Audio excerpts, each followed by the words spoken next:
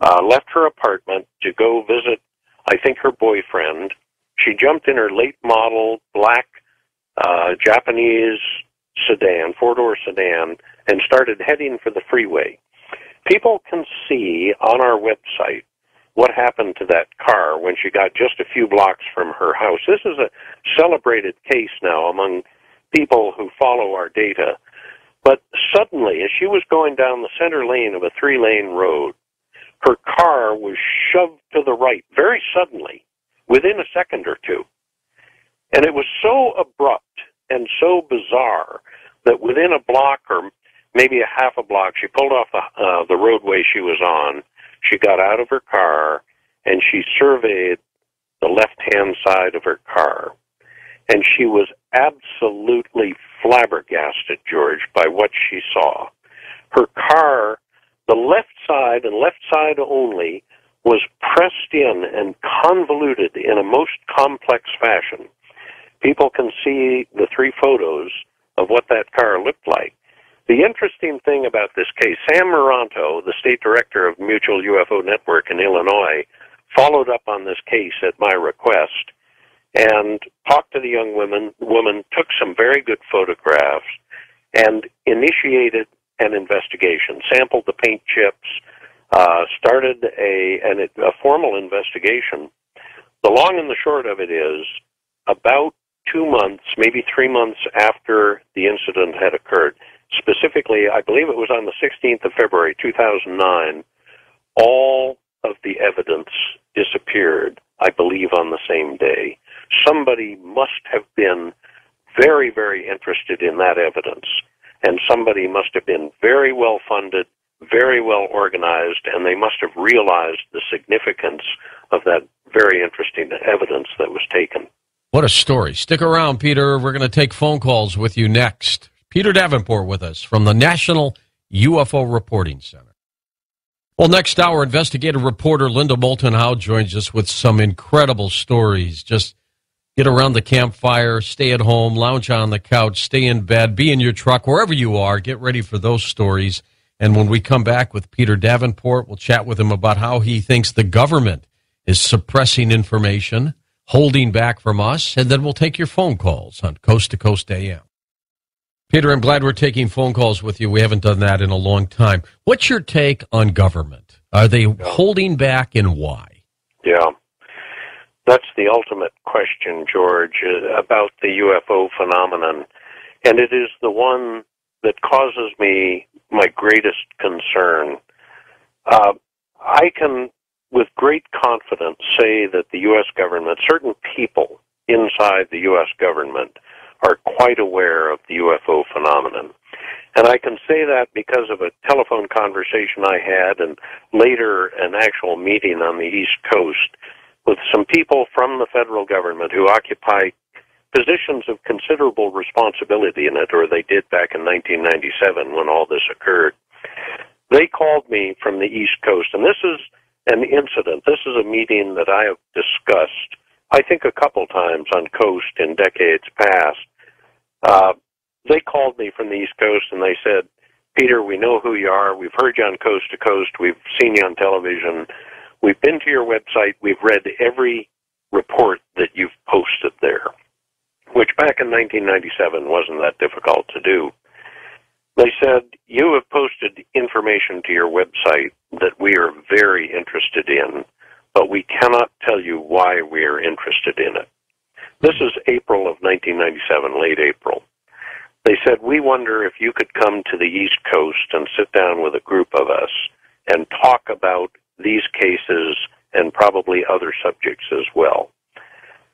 Well, that meeting took place, George. It was on a Friday morning. It was either the 9th or the 16th of May, 1997. We got coffee cups charged. These people were 32 minutes late for a 10 a.m. meeting. They're not the type of people I felt entirely comfortable chastising for being 32 minutes late for a meeting with a half-baked UFO investigator, but they were very polite, very cordial. We got coffee cups charged, and we sat down around a conference table, and they said three things to me, which is everything I need to vindicate all the work, all the 16 years that I've devoted to this job. They said three things in rapid sequence, George. Number one, they said, we know that UFOs are real. At this point, I sat up and started taking notice because this runs obviously counter to the notion that the government would like us all to adopt, namely that the UFO phenomenon is just fiction or nonsense, which is clearly not the case. Number two, they said that we know in the U.S. government that UFOs are what they appear to be, namely sophisticated craft under intelligent control. And number three, we inside the government are a bit concerned about them.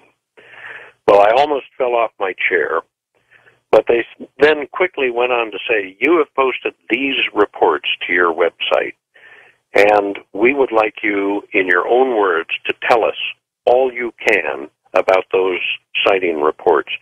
And forgive us, we cannot tell you why we are interested in these reports. But the reports had to do with the alleged presence of a UFO near to an airline, a commercial airliner. This was shortly after the tragic TWA 800 case off Long Island. That was July of 96. This meeting occurred in May of 97, and that appeared to be their principal interest, although we talked about many, many other subjects. Very interesting meeting. I've had communications with these people since that first meeting, and I think they recognize, and they've telegraphed this to me, they've conveyed this fact, that they recognize that the data I am posting to our website is, in many cases, serious-minded, accurate, meaningful data about the UFO phenomenon. Let's go take some calls. First-time caller in Middletown, Delaware is Aaron. You're on with us at Peter Davenport. Go ahead, Aaron. Yeah, I was doing some astronomy. Okay. And I was looking at Jupiter at like 3 a.m. Mm-hmm. I figured there would be no planes out.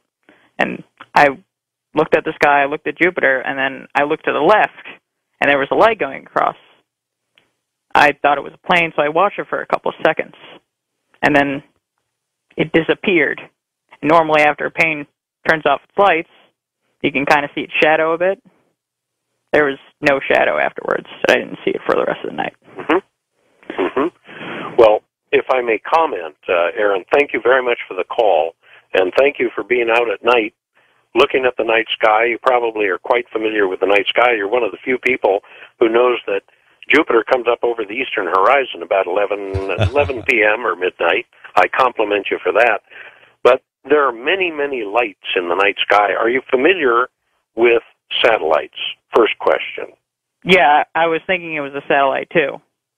Mm-hmm. And I was waiting for it to go full circle across the sky.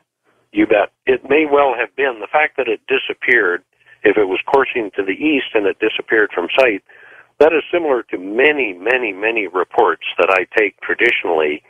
And it is because satellites are visible to us here down on the surface of the Earth solely because they are in direct illumination from the sun. Right. When they fly into the shadow behind the Earth, they disappear from our sight. And there are many such reports in our database. I cannot say what it is that you saw there, but I would invite you to submit a short written report, just 1 or 2 paragraphs, and we will then compare your report to reports from the same area of the country and also from the same time period. So we traditionally ask people to submit written reports. That's the only kind of report that we can really do anything with. Thanks, Aaron. What kind of reports do you look for, Peter? I mean, you know, everybody could call and say, look, I saw lights. That doesn't give you anything definitive. Are you looking for more than that? Absolutely. And you make a very good point, George, that I would like to underscore with our Coast listeners tonight, and that is there are many, many, many lights in the night sky, even the daytime sky, that people are unable to identify. Only very few of them, is my estimate, are actual alien spaceships. I believe that we are being visited. I believe that we are being visited on a regular basis, and the government knows about it. But very few of the reports that come to us. I would estimate, I used to say about 50%, then it was down to 30%. I'm down to 10% now. I estimate that only potentially 10% of the reports that come to us do I think are probably descriptions of genuine UFOs. A lot of people see a lot of things. Jupiter, Venus, people report the International Space Station flying overhead. Military craft that, might be years ahead of being unveiled here. Quite possibly, but the argument that a lot of these